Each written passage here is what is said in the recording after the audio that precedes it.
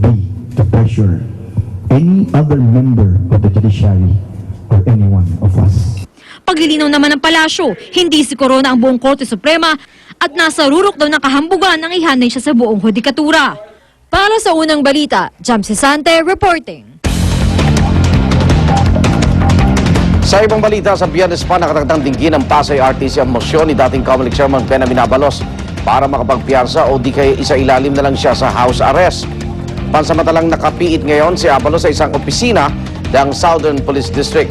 At mula sa Taguig, may live report si Jay Sabale. Jay?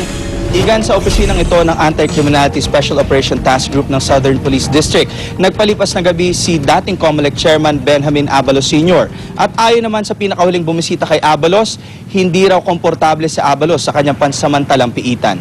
Ang higaan niya, sir? Yeah. Nakita mo higaan. Ang kwarto ay may laking 9 na metro kwadrado.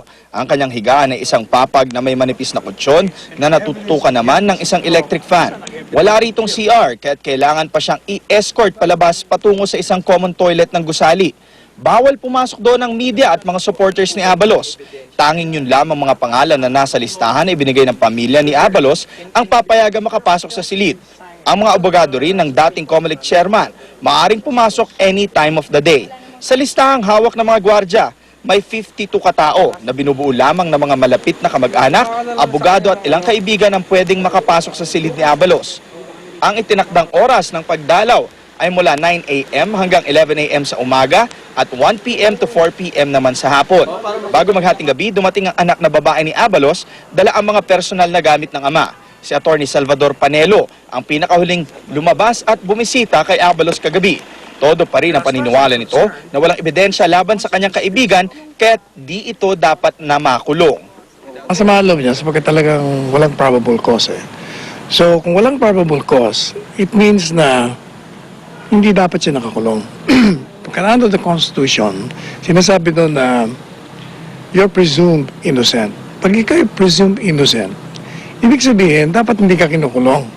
Ikukulong ka lang, sabi sa Constitution, kung ang ebidensya laban sa iyo ay malakas. If the evidence of guilt is strong.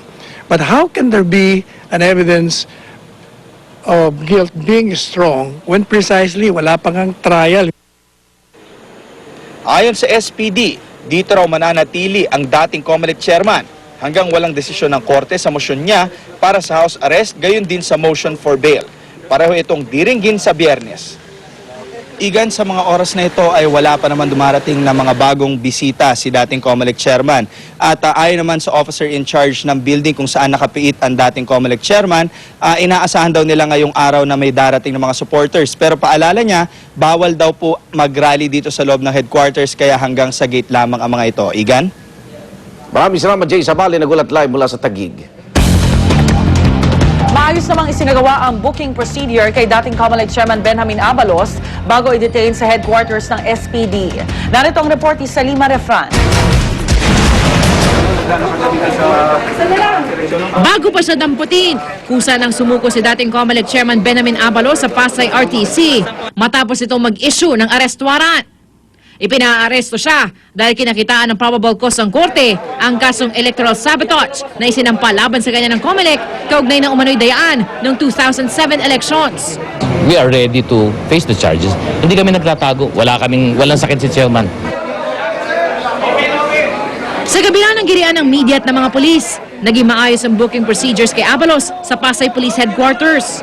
Kinunan siya ng fingerprints pati ng mugshots. Agad namang hiniling ng kanyang kampo na isa ilalim na lamang sa house arrest ang dating chairman ng Comelec. Masakit na kung pwede nga ako na lang ikulong mo eh. Gawin ko yun eh, tatay ko yan eh. It's already 77. Non-bailable ang kasong electoral sabotage. Gayunman, naghain pa rin ng motion para makapagpiyansa ang kampo ni Abalos. Yun nga lang, sa Biyernes pa diningin ang kanilang motion for bail. Para sa unang balita, Salima Refran, reporting. Walang aircraft operation certificate ang eroplanong bumagsak sa Parañaque nitong Sabado. Ayon po yan sa Civil Aviation Authority of the Philippines o CAAP. Iniling na ng CAAP sa Bureau of Immigration na maglabas na ng hold departure order laban sa may-ari ng eroplano. Darito ang report ni Chino Gaston.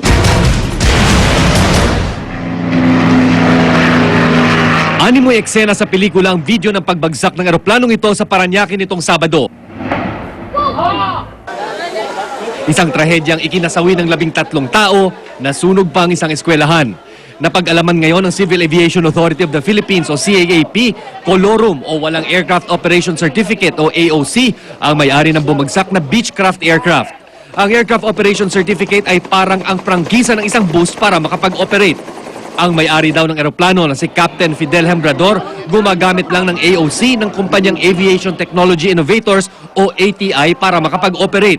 Paglabag daw ito sa batas. Without it, pwede bang mag-engage as private capacity? No. Hindi. Pwede ka company business like executive flying. But not commercial. But not. Dumating naman sa CAAP office ang may-ari ng ATI na si Captain Arthur Velasquez para sumailalim sa investigasyon. Hindi niya itinanggi na ginagamit ni Hembrador ang kanyang Aircraft Operation Certificate para makapag-operate ng commercial aircraft at verbal lang daw ang kanilang kasunduan. Pero itinanggi niyang maituturing na kolorum ang operasyon ng kaibigang si Hembrador.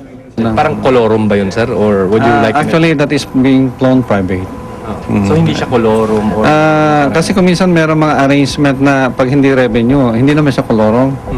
So there would be some transactions na, let's say, sabihin ka, pwede ba lumipad yan? At gagasolinahan na lang namin. So it's not kolorum. It's between arrangement within the owner and the operator. Hindi naman nakasipot sa investigasyon si Hembrador kahit napadalhan ito ng sampina ng CAAP. Naniniwala si Velasquez na nasira ang makina ng eroplano habang ito'y nasa ere dahil posibleng hindi nabuksan ng piloto ang dalawang oil valves na nagbibigay ng langis sa dalawang makina. Lisensyado naman daw at cleared to fly ang piloto na may naitala ng mahigit 3,000 flying hours. Pero hiniling pa rin ng CAAP sa Bureau of Immigration na maglabas ng whole departure order kay Velasquez at Hembrador habang isinasagawa ang investigasyon. Para sa unang balita, Chino Gaston reporting. Sa ibang balita, Janelle Manahan at Jeneline Magsaysay hindi nagpansinan na magkita sa piskalya sa isinagawang preliminary investigation. Ito ang una nilang pagkikita matapos ang pagpatay kay Ramjen Revilla. Narito ang report ni Ian Cruz. Personal na pinanumpat ng girlfriend ni Ramjen Revilla ni si Janelle Manahan ang kanyang affidavit. Bukod sa unang pagharap niya sa piskalya, ito rin ang unang pagkikita niya at ng ina ni Ramjen na si Jeneline Magsaysay mula nung gabi ng pamamaril. Naroon si Jeneline para ihain naman ang rejoinder affidavit ng anak na si Mara Bautista pero hindi nagpansinan ang magkabilang panig sa preliminary investigation. Actually po, wala ako naramdaman. Okay lang po. Basta ako sinasabi ko lang po yung kailangan ko sabihin kanina. Hindi rin nila ako kinakausap, hindi nila ako pinapansin. Nagtatampo po talaga ako sa kanya. Kasi po, masyado na po niya sinisira ang pamilya namin. Dinidiin po niya lahat ng aking mga anak. Bukod kay Mara, suspect din ang isa pang kapatid ni Ramjen na si RJ Bautista. Pero gusto rin ni Janelle na maisama sa reklamong murder at frustrated murder ang isa pang kapatid ni Ramjen na si Gil Bautista at asawa nitong si Hiro Furuyama. All I can say is if they're going to file a case against me without evidence po, I'm gonna consider that as malicious na lang. Dahil sa hiling na ito, di pa muna makapaglalabas ng resolusyon ng piskalya ukol sa nasabing reklamo. Pero para sa ina ni Ramjen, di naman daw ang kanyang anak ang punteriya ng killers, kundi mismo si Janelle umano. Siya ang unang binarel at hindi po ang anak kong si Ramjen. So wala pong murder to para kay Ramjen. Para kay Janelle po yung dalawang bala na tumama sa kanya. At si Ramjen to the rescue na pinagtanggol niya si Janelle at si Ramona ay ayaw niya masaktan. Gusto ko na lang siya intindihin kasi syempre medyo mahirap yung sitwasyon niya. Hindi ko rin siya masisisi pero hindi ako galit sa kanya. It doesn't matter whether it's Janelle or it's Ramjen. The fact is that these people conspired to shoot someone or to kill someone in that room on that day. Para sa unang balita, Ian Cruz reporting. 5 taong gulang na bata na iligtas matapos matrap sa ilalim ng isang kotse sa China. Justin Bieber at Jennifer Hudson tampok sa special holiday music concert sa Washington, D.C. Paul Pauli, tutok lang sa unang balita.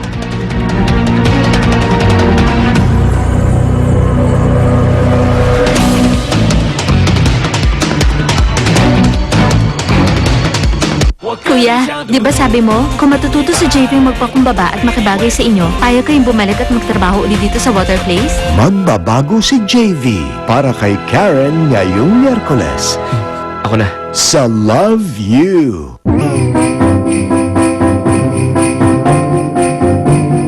Guys, pick your babies now! Yung mga regalo nyo, lagay nyo sa table and sign it as Secret Santa. Then, bukas, round and so, pick your baby na! Okay.